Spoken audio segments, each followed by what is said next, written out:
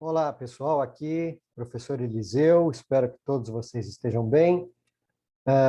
Nossa matéria é História e nós vamos fazer nessa aula uma breve revisão, uma breve recapitulação de temas que nós já estudamos. Então, nós vamos trabalhar aí os dois principais temas que nós vimos nesse primeiro bimestre, tá certo?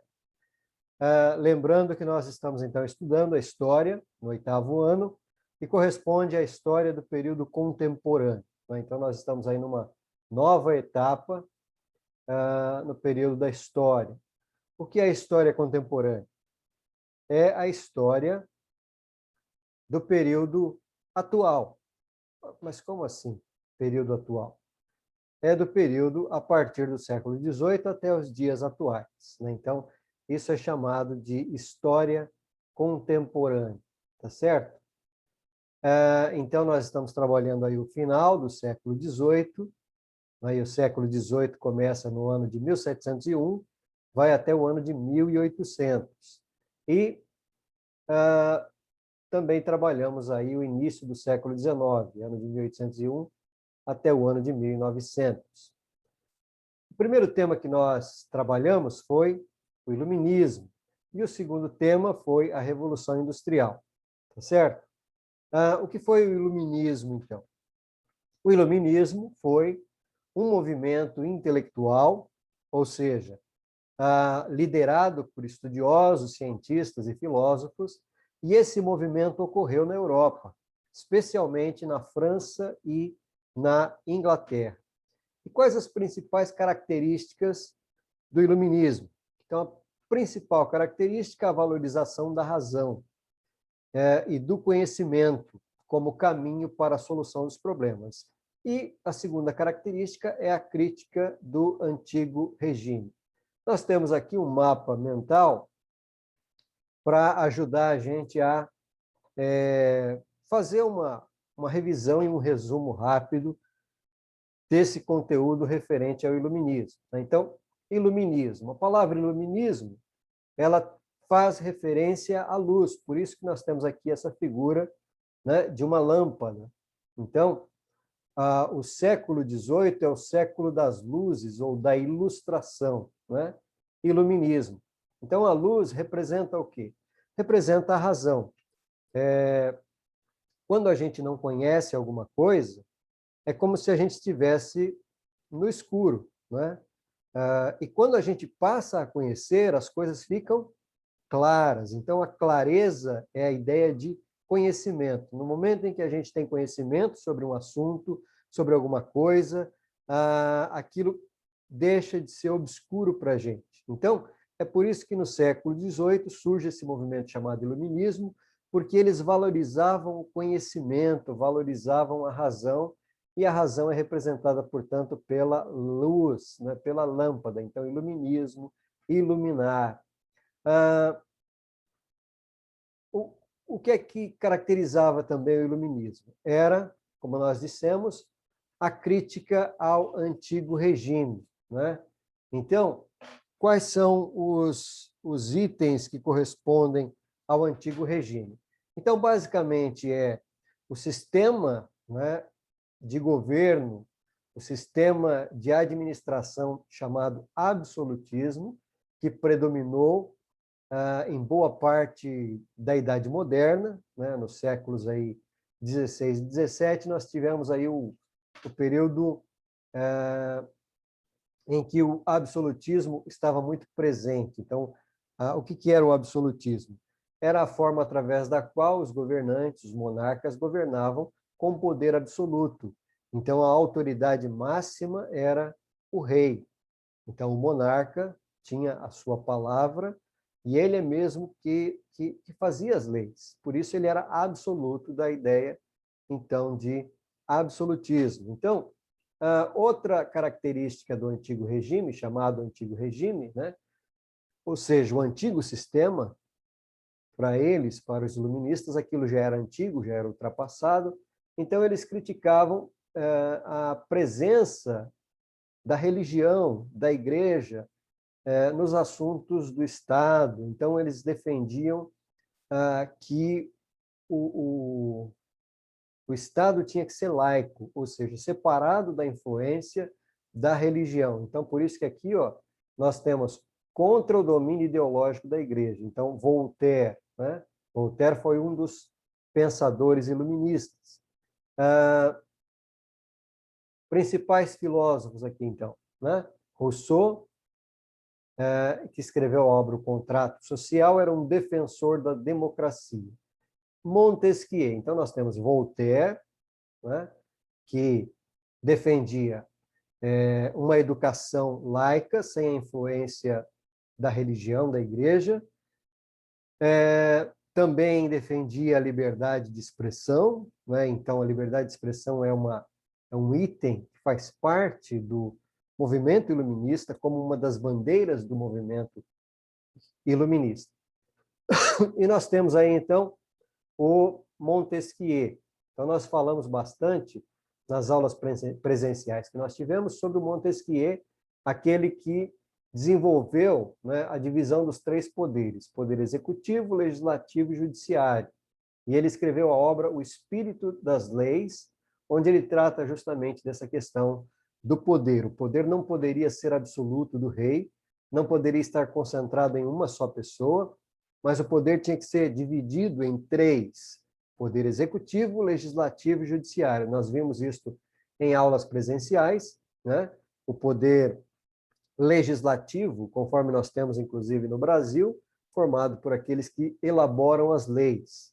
No Brasil, são em três níveis: no nível municipal, estadual e federal. No nível municipal, nós temos os vereadores, que formam o poder legislativo. No nível estadual, nós temos os deputados estaduais, e no nível federal, ou seja, em nível de país, né, nós temos os deputados federais e os senadores, que formam o poder legislativo.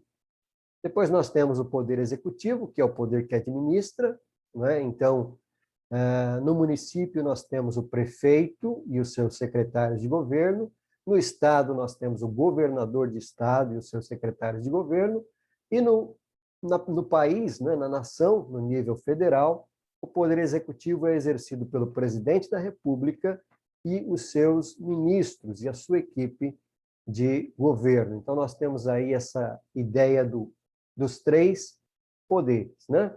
Muito bem. Pensador do liberalismo político, John Locke, pai do iluminismo, né? Então, lembrando que eu falei que nós tínhamos aí o iluminismo, ele se desenvolve na Europa, principalmente na França e na Inglaterra. Então, desse lado de cá, nós temos pensadores franceses: Voltaire, Montesquieu, Rousseau, né?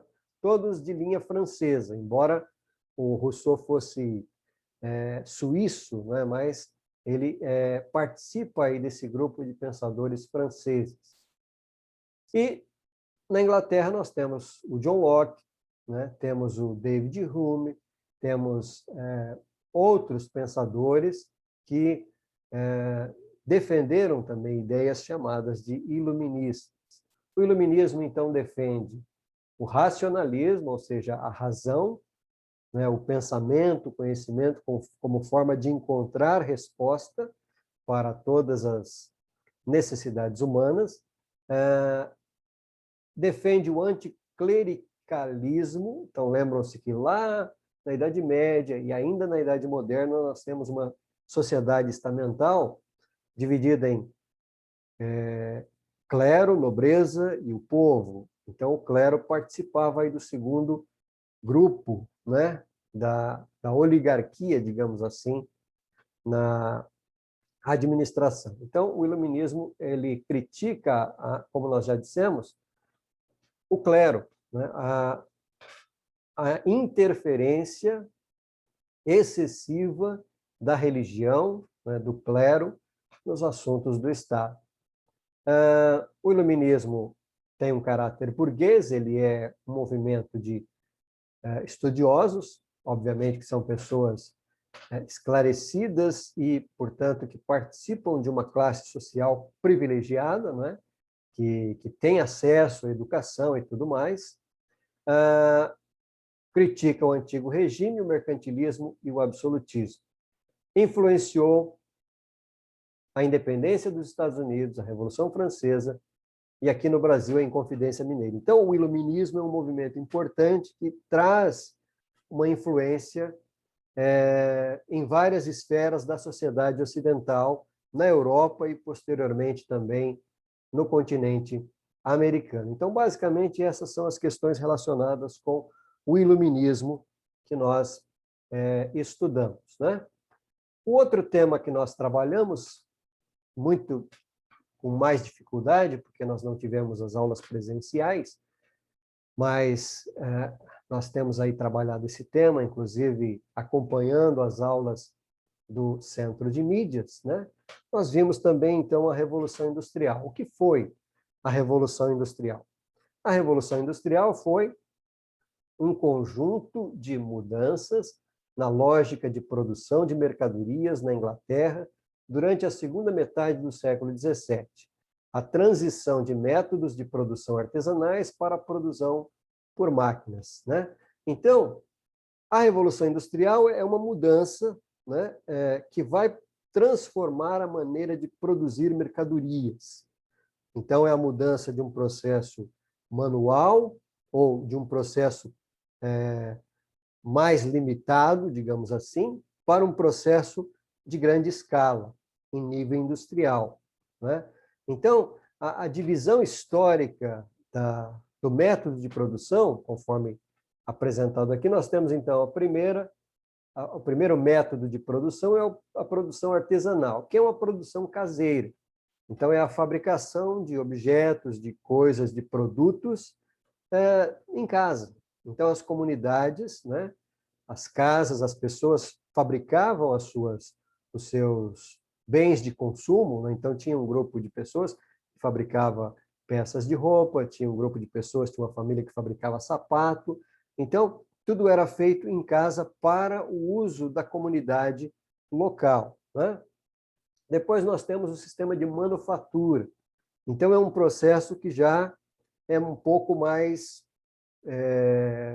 complexo, na medida em que a produção sai de casa, ou ainda sendo talvez em casa também, ela já exige a participação de mais pessoas e começa a se usar algumas máquinas, né? Mas ainda máquinas manuais, máquinas que são nas quais se utiliza, né, a tração humana, né, principalmente, né? Então, mas na manufatura vai começar a surgir aquela ideia das oficinas. Então, ao invés de se trabalhar em casa, criam-se espaços específicos para trabalho que são chamados de oficinas, né? Quando nós estudamos lá mais atrás, o renascimento comercial e urbano, nós vimos que surgiram as corporações de ofício, né? Que eram associações de trabalhadores.